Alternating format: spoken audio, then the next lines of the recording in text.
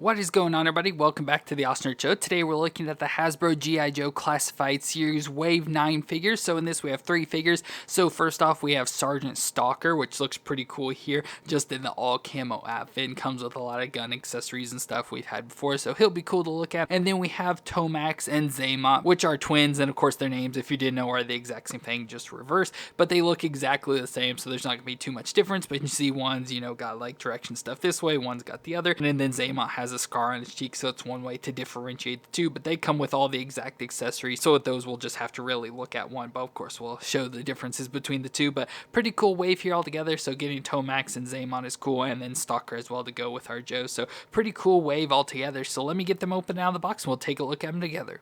And let's start off with Stalker, whose real name is Lonzo Wilkinson, and he was the leader of a street gang in Detroit before joining the Army, where he was top of his class in basic and advanced infantry training, and he also received additional training at the U.S. Army Language School and became fluent in many languages, and so because of that he was granted the rank of sergeant and led many of the Joe teams on missions. And overall he looks cool. He's pretty much just in all camo, so it makes sense for Stalker. He stalks around stuff, and with being in all camo he sort of blends into his surroundings and stuff, and overall looks cool, but does just look like your basic Joe figure, nothing too crazy or anything about it. So he is an African American, so he's got the darker skin tone, and overall the face design looks cool. A little bit too shiny, which is always an issue for the Joe figures. A little bit too shiny, so need to like dull that up or whatever, but a nice haircut. And then I don't know if that's just a cut of like hair design or if it's a scar there along his head. It kind of looks a little crazy, so I feel it may be a scar, but has a nice little mustache and stuff in there. And then has, like I said, the all camo outfit. So the camo shirt on, long sleeve shirt with the vest piece over the top, has like a grenade and a little built-in knife and stuff there with some pockets.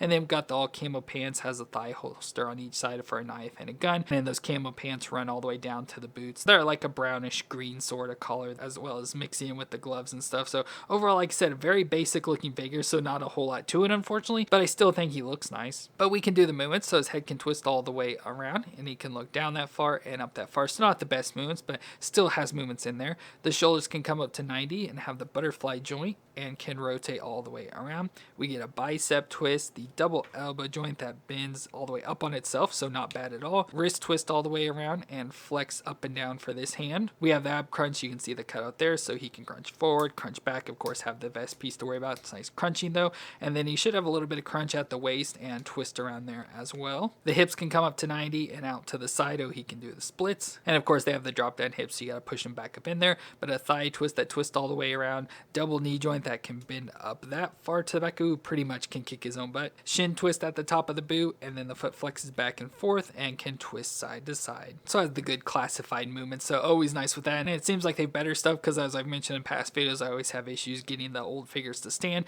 but he stands real easy. Nice boot designs and stuff with that, so no issues with the ankles or anything. So overall, really nice figure. But always the coolest thing about the Joes is all their accessories they come with. So for Stalker, we have his classic beret, so a nice green beret with the rank and stuff on there, so that looks cool. So put this on his head and it just sits nice and tight right there on his head. Doesn't fall off very easily or anything, but easily slips right back off when you're ready. And along with that, we also get a scarf piece to go around his neck. So we had this scarf with the newer Snake Eyes we did not too long ago with the Snake Eyes and Timber 2-pack, but a nice scarf here that we can put around his neck. So of course you have to pop his head off to get it on, and the scarf sits on. So unlike I had issues with the Snake Eyes, this one sits nice and perfect, of course, right over the top of his vest, and it has like even little cutout design, so nice little design cutout there that fits right over this pocket, and same thing on this side for the grenade, so it just sits right on top. So the scarf is made for him, but they just kind of took this scarf and threw it in with that Snake Eyes. But it's nice that it fits right on there, so it's not hanging off too far or anything. It sits perfectly on there, so that is awesome. The only issue now is it seems like the scarf is up a little bit too high and kind of buries more of his face and neck and stuff in there,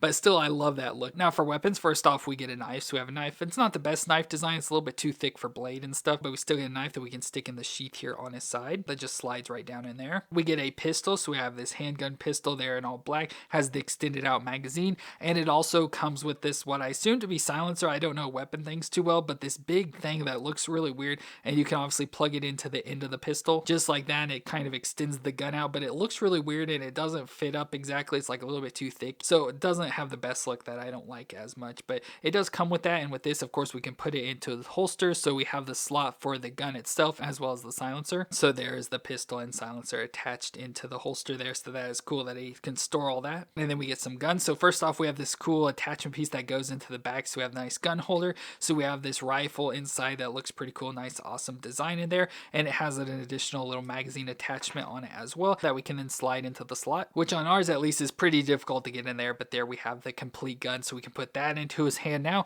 or we can put it all back into this and we'll peg this in his back. So there's that holder and the gun back in his back. So it just sits nice right in there on the back. Again, nice adding out more to him. So it's making him a little bit more unique, you know, with the hat, the scarf, and the gun holder on his back and stuff. All that looks cool. And finally, we get a bigger gun, almost like an LMG or something, just a nice big gun. And we have the additional little magazine thing that we can attach onto the bottom with the bullets feeding into the gun and stuff. So that's always really cool. So let me put this in his hand. So there's the gun in Stalker's hand. Of course, what I love about the G.I. Joes is that they can hold all their accessories. So he has no additional accessories, just everything is on his body or in his hands. Just perfect there for Stalker. And I love the look, design, the figure's really good, have no issues with that. And then having all the weapons, like I said, being able to be stored is what I love about the G.I. Joe figures. So very cool to have him overall there, and Stalker looks awesome.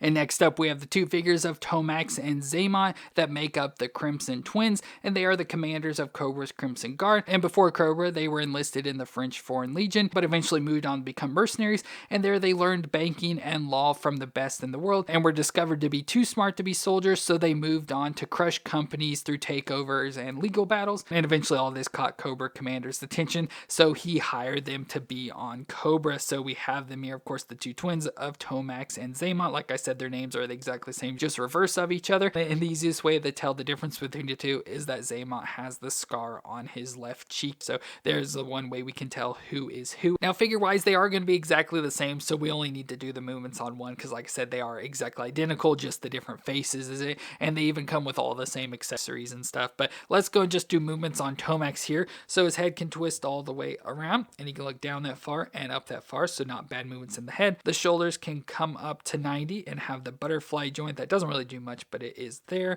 and of course can rotate around. We get the bicep twist, the double elbow joint, and I have a lot of issues with the movements on these of being real stiff, but it can bend up at least that far there, so over 90s, which is good. And the wrist can twist around and flex up and down for this hand. We have that crunch in the middle, so crunch forward and crunch back. Nice pop in there, but nice crunching back and forth, as well as the crunching at the waist and twist around there, but they don't really twist too well. They can only go back and forth, at least that I'm comfortable with. The hips can come up to 90 and out to the side. Of course, can do the splits with the drop down hips there. Thigh twist all the way around. Double knee joint that bends up to the back, again real stiff, so hard to bend here, but can bend all the way up and pretty much kick themselves in the butt. We get the shin twist at the top of the boot, and then the foot flexes back and forth and can twist side to side. So good movements once again for the G.I. Joes, but some issues with stiffness of the joints. They have the pinless joints now, which are good for design and stuff, but ever since they've switched that, I have a lot of issues with stiffness in the joints that, like, even after moving them, don't really loosen up too well, so have some issues. But I did want to point out the looks. Of course, they are here as a part of, like I said, their design for the Crimson Guard leaders. So they have like the blue shirts on with the Cobra logo, the blue pants, and then have the additional armor piece. So they have the silver like armor collar piece with the shoulder piece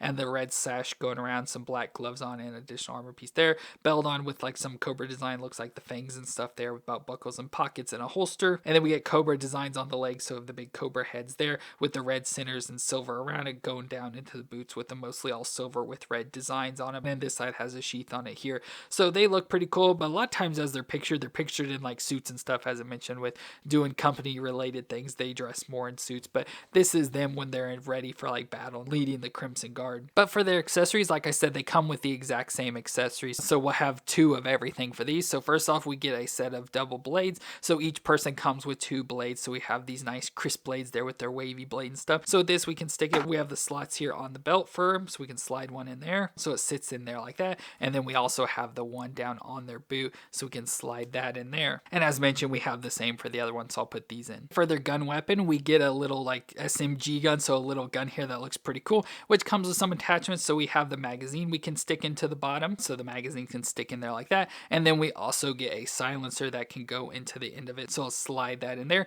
So there we have the SMG guns, and that looks pretty cool. And then again, we get this for each one, so let's put these in their hands. So there we have Tomax and Xamot with the guns, and that looks really cool. So again, it's like seeing double, we have split down the center, seeing twins on each side. And of course, just seeing them like this. I always just want to do the fusion dance from Dragon Ball with these two. But both are really cool here. Both awesome figures. Of course, they are exactly the same. So if one's cool, the other's got to be cool. But they both look cool. And it's nice to have Tomax and Xamot, the twins. And I like how they differentiate them because they could have just cheapened out and just made them exactly the same. But nice to have the difference and all the stuff switched. So very cool to have the Crimson Twins here.